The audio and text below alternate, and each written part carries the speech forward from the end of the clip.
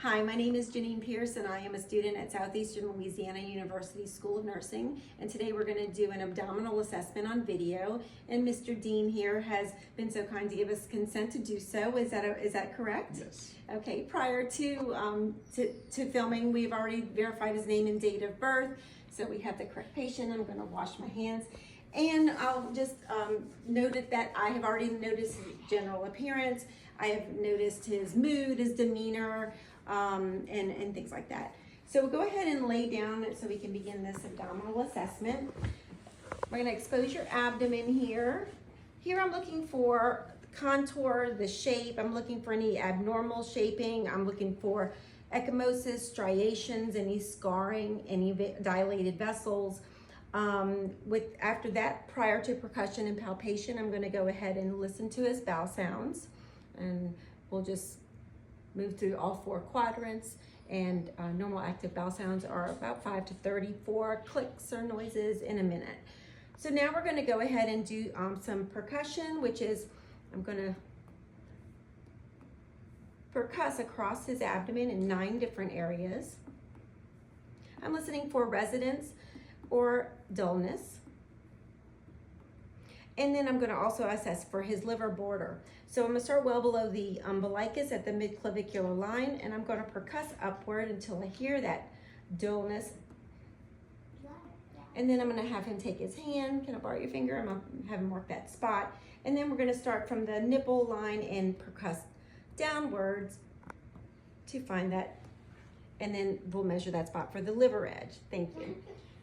So from this point, now we're going to go to percuss for the spleen. We're going to go and do Cassell sign, which is the left posterior axilla, and I'm going to percuss across.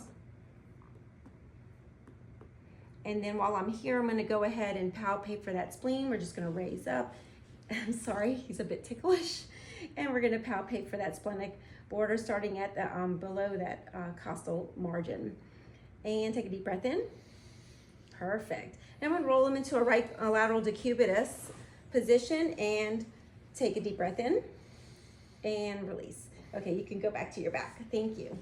So now we're going to do a light palpation with one hand throughout the abdomen, assessing for any masses, anything, pulsations, anything that is odd.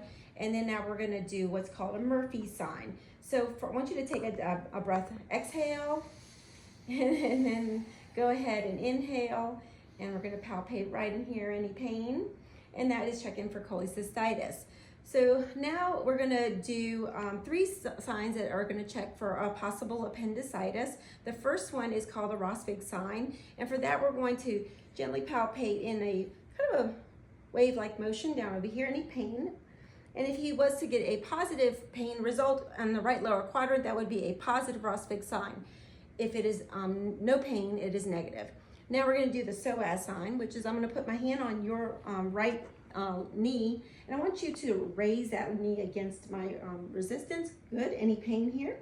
And that is a negative sign. If it were positive, you would have pain in this right lower quadrant. The next one is we're going to have you turn to your left side. Go ahead and roll to your left side. This is called the obturator, and we're going to have you relax that knee. Bring his knee in and then rotate it inward. Any pain there? No. All right. And that again is a negative sign. You can return to your back. So those are the tests for the appendicitis. We also will do some deeper palpation and assess again for any kind of abnormalities. And then while I'm here, I'm going to assess for that abdominal and look to see if we have any issues with the aorta. And I'll have you sit up, and we'll do a CVA tenderness check, and that is where we have a fist, and any pain there? No. Any pain there? No. Okay, that completes our assessment for today.